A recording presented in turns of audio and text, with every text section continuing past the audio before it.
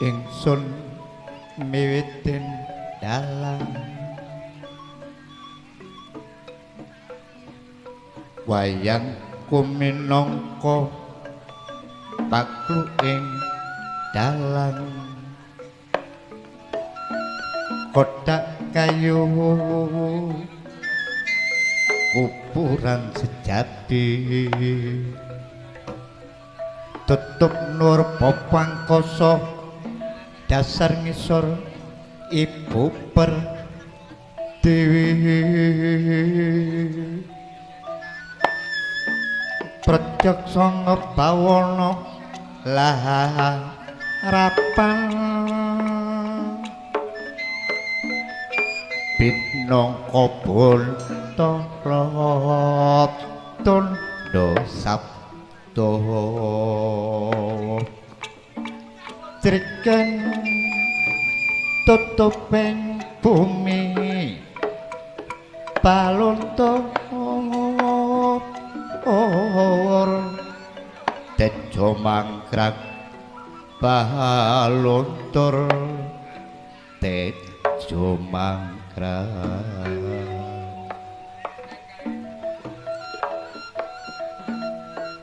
gelerku minangka jagat rena lan wengi yen pracengkler tapling bumi krawat kendang lining jagat lisir gebyaring swang lentang Bima Sakti blencongku kencana murti uruping lir sorate yang Bathara Brahma solae blencong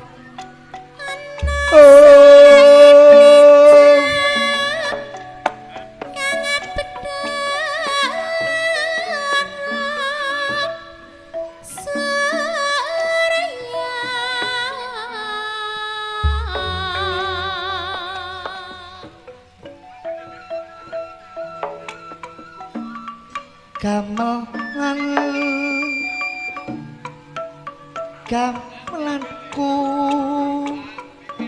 Sri Lukananta repat dine lara tangis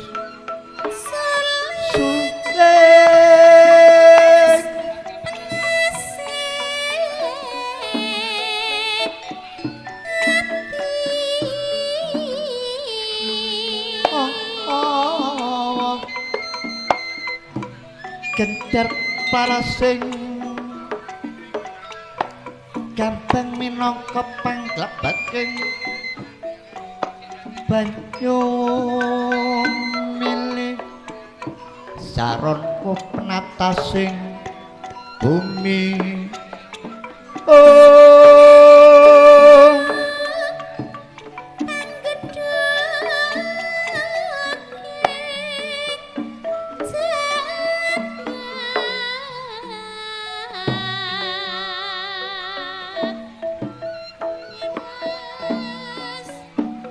kempul pandhuduting ati yen nektuk ing pikirku laras karing dlimo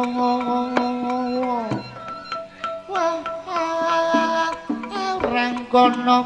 widodari tumpurun wiagaku kumpuling pangrawit tresna pamor benjang ana sanggang wayang kumangkonane dalang kandha bawala taun ana sang pintonan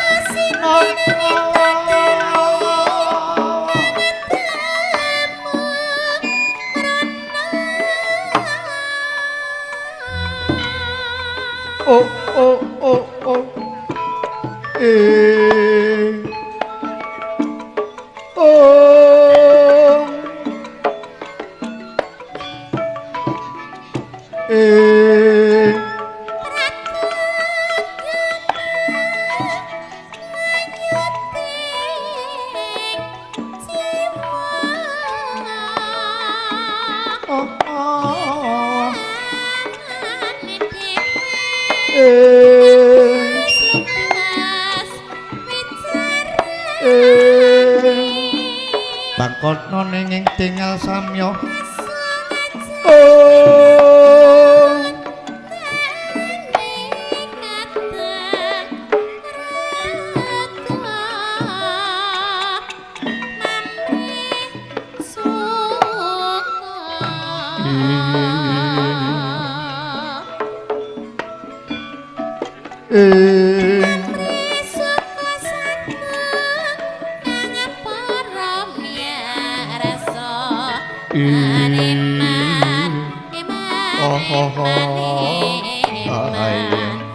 taunana benjang airengala padinira rasa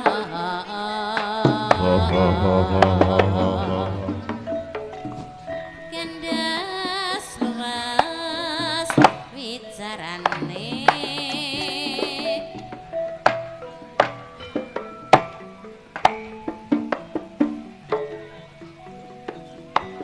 yen nengki sinegek ing gelar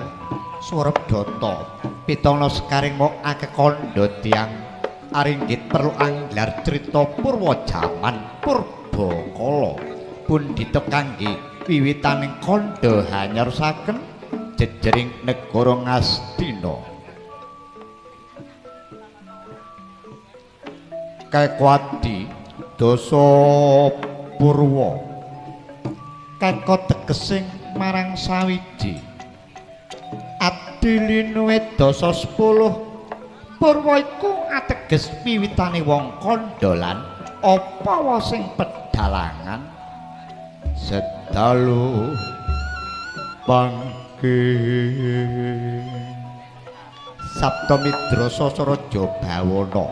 Sabda arane Pitu Midra Piter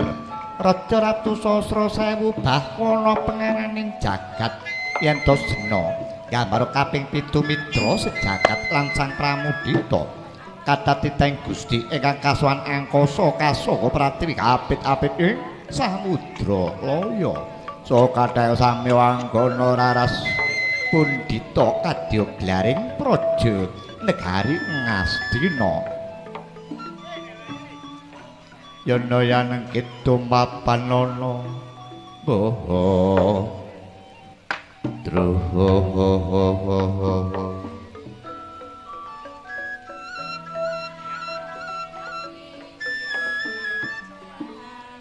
anyar saken candraning negara panjang ponjong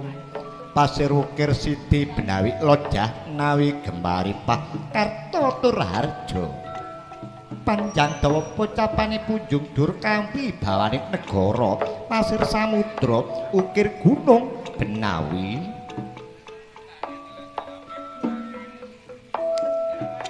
tegesing bengawan loh tulus Kang Sarwati nandur jinawi murah Kang Sarwati nuku gemah ripat gemah kata para dagang layar ripat kata tiang samyo bebor kertor harjo kerto kalau sami tentrem saeko kapi guyub rukun raharjo negara tebi parang mukon jojong kawibawan negara celah dateng katentreman nopoan para dursula cuditan antuk ing panggonan dasar nyoto negara ngongkro paden ngananaken pesabinan ngayunaken bandar ageng bumi lawa ketambah undhaking wulu pametu tinon saking mandra kedhingal subur makmu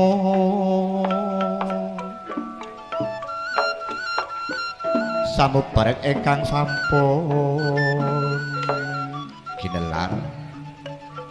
boten topor priya agung to senadyan to tiyang dusun kulak kentak plejo bakul adol biting ubenga peken tanpa bondo pisang bebasan nyuwek godhong sak suwe kayu sak ceklit janji guyub rukun marang bangsane takwa woh marang pangeran ana sak ciptane jekap sandang lan pangane senajan to tiyang alit gadah ingon-ngon kayata bebek ayam kuda meso lembu yen pancinipun ninjing rajaka samet dipun jakaken wonten ing papan pangonan yen pancinipun surya tunjang gunung surupe yang diwangkara raja kaya sane mangertos wangsul dhateng kandhangipun piyambak-piyambak sang-sang pating slender kaya kabas sinawurwana ketingalan ya wara-wara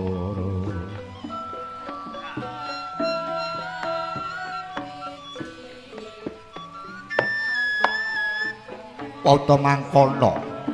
dasaring negara Ngastina negara kang gedhe obore padang jagate dhuwur kukuse adoh kunyarane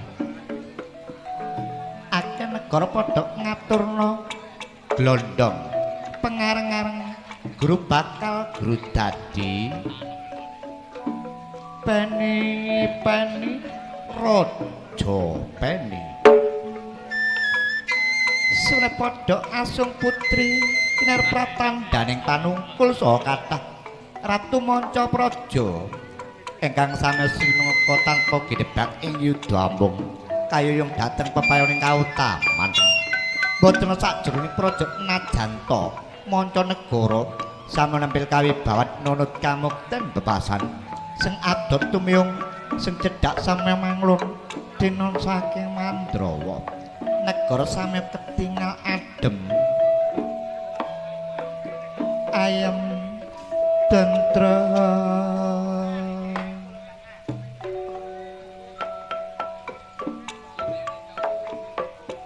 sinik gegantot cinarita sidi bolu-bolu rambatan tiang aringgit gelar negara digelar sedina mosok rampunga suwengi mosok nutuka hanyasaken sinten to ingkang ngasta pusaraning praja Pradika Suradasna prabataning Palwaga pasune widodari endanging piyai wadon nuwun inggih jejuluk Sang Prabu Destarata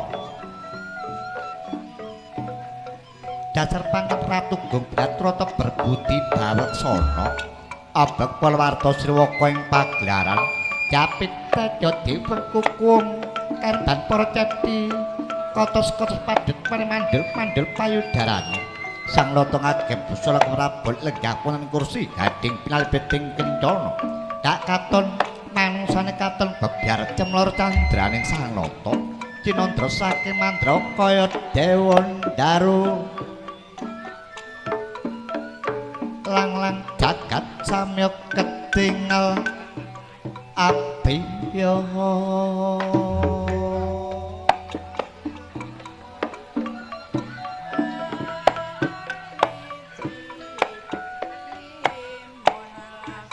kok nganti kaya nggih tumapan boten langkung nggihipun Sukawa sak lebeting Warbaya saderengipun Sang Prabu angandika sinten to kang narseba wonten ngarsaning Srinata nuwun inggih minangka menteri pangarsaning praja Sang Rektilawati Harya Sengkuni ya Harya Soman ya Gantalpati satra saking Plasa Jenar sak nganipun Srinata nuwun inggih ingkang putra pembarep Resang Raden Jaka Pitana ya Duryudana sakwingipun Harya Senyaki nuwun inggih Raden Kartamarma sakwingipun Raden Kartamarma nuwun inggih Raden Citraksa lan sedayanipun Satakrawa 108 wonten njanipun pangurakan ing ngriku tanpa kejuwit tanpa bah tanpa ngolah katon ketingal tentrem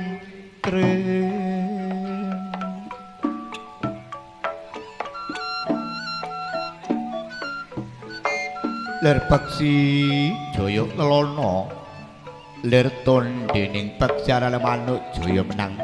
lelana apal kadya manuk sinamber alap-alap Jepiping Purwadya Bala datan wonten ingkang samya kejuwit namung nengga dawuh napa dados dawuh pangandikaning Srinata candraning Purwadya Bala dinon saking Mandrawa samya ketingal andher kaya doyong-doyonga saksijining alun-alun saking Katheng Purwadya Bala dak katon alun-alun cinandra saking Mandrawa kaya mbek ketendang ombak amblabah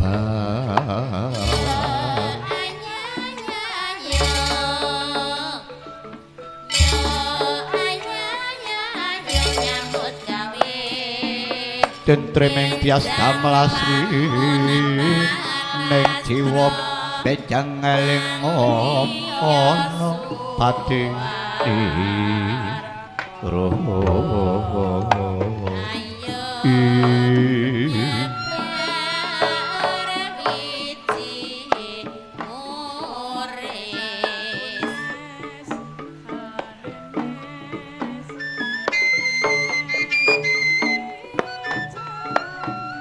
tata mangkono ingkang tebih den awi ingkang celak den raketaken mangkono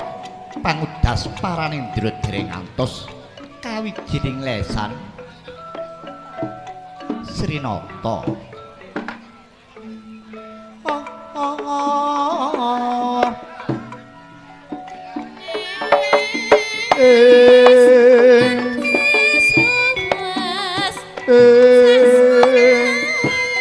Bangkono ning tinggal samyo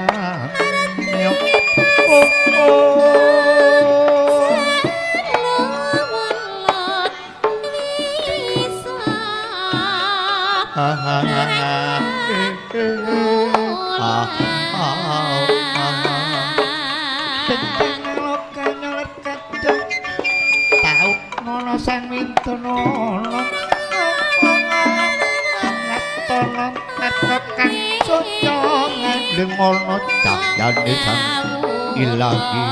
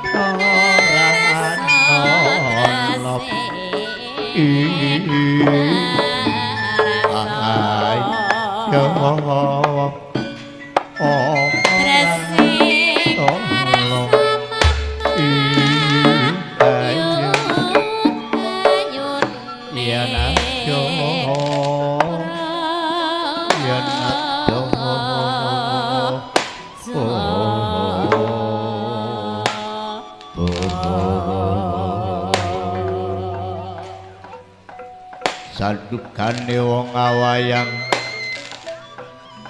kacarios pambukaning carita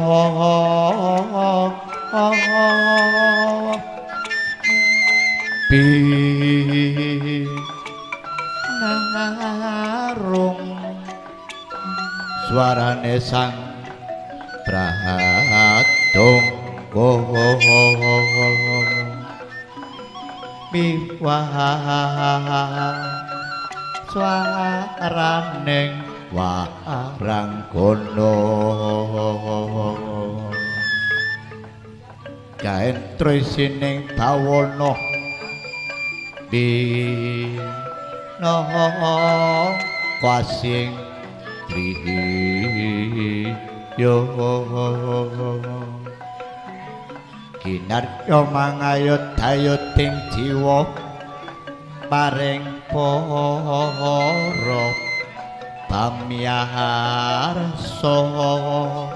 sedaya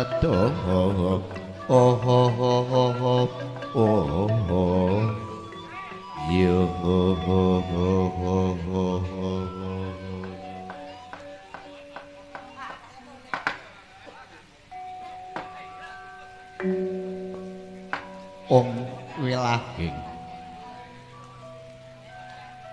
yang adinendra mesti Bathara jagat ya jagat Dewa Bathara mangko dhisik di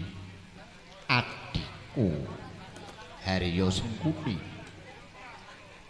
jeneng sliramu kang wis katimbalan ana ngarsane pun Kakang.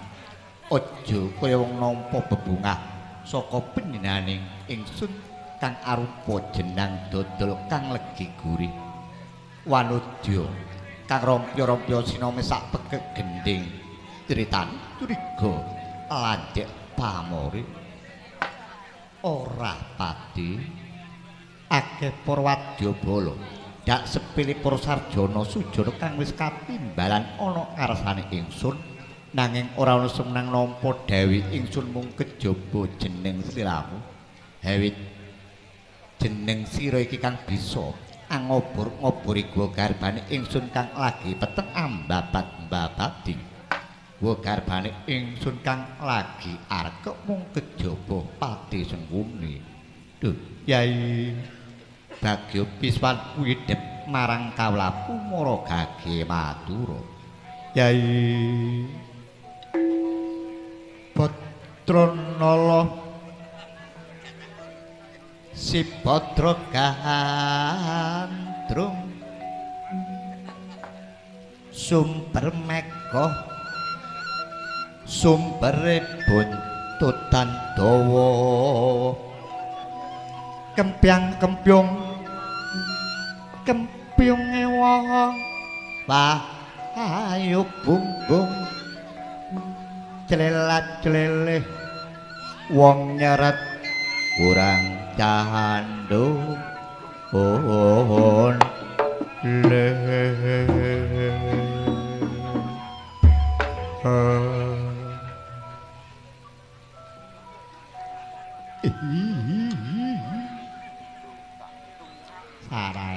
Saraelah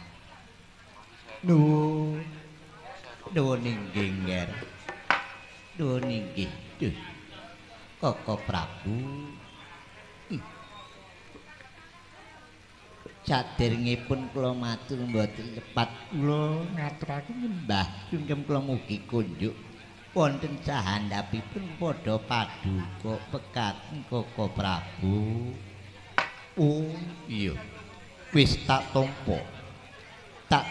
tangan tur dadekno syukurane penggalih ingsun mung pangestune ingsun wae tampanana inggih sampun kula tampi ndadosaken jimat kula paripih mekaten Koko Prabu kawula nuwun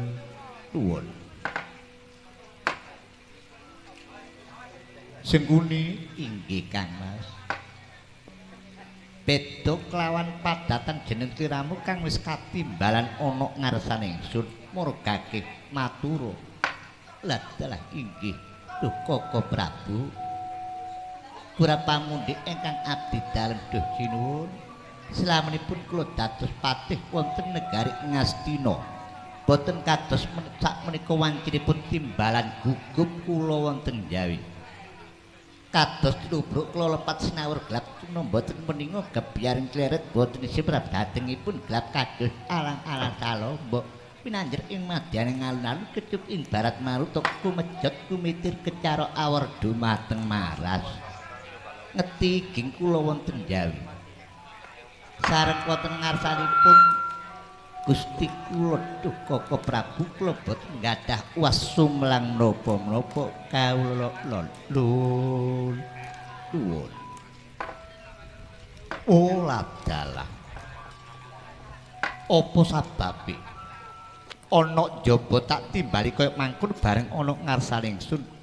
jeneng sira iki ora duwe uwas sumlang apa-apa jeneng sira iki duluk marang panjenenganing ingsun iki katon apa sengguni inggih menika mboten saged matur kata-kata anggenipun abdi dalem matur mekaten mbok bilih Gusti angersaken pejagesang kula sampun kapundhut benjing utawi mben senajan to kapidana ing sedalu mangke ingkang abdi dalem ngaturaken tembung wadana sakruping pengaban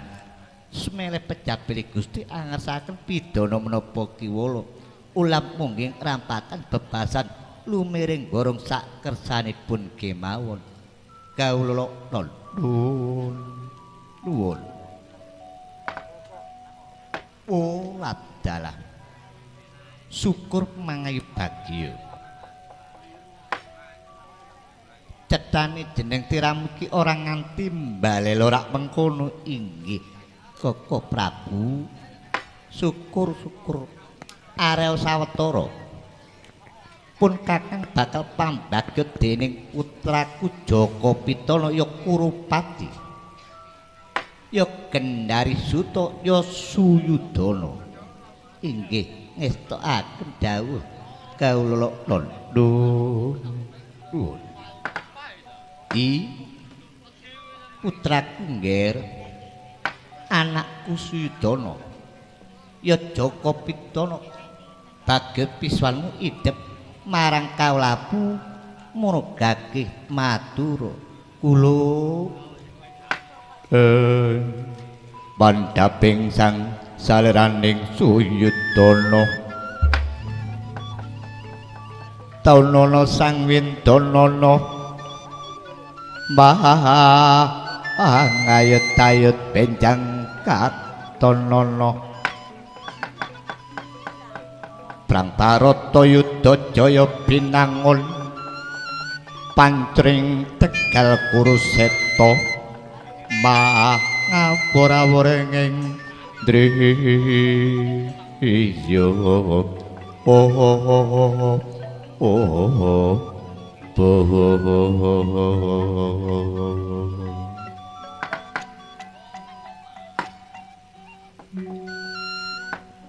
Ladalah inggih Rama saderepun ingkang putra matur mboten lepan kula ngaturaken sembah sungkem kula mugi kunjuk wonten sahandhapipun pemuda paduka mekaten Rama ya wis tak tampa tangan kluru dadekno senenge atiku dadekno yiku kuncarane sakjroning minangkal buku wong pangestuku tampan ana ya nggih inggih ngestaken dawuh kula sampun kacadhong asta kula kekalih kacencang puceng rikpun dadosaken jimat kula waripih mekaten duh Kanjeng Rama syukur mangae bagya lungguh kang becik kula lungguh sengapik sengkuni inggih wonten ngadhawuh Koko Prabu ngerti tak timbali wektu dina samangko jeneng siramu jamping-jamping kula mboten mangertos wigatosipun menapa panjenengan niku ngempalaken dhateng sagunging Sata Kurawa ngempalaken dhateng para nayan kaning praja sumangga duh Koko Prabu panjenengan matur dhateng ingkang abdi dalem Recapati mbok menawi kula ingkang saged paring keterangan dhumateng Ripaduka mekaten duh Koko Prabu kawula nuwun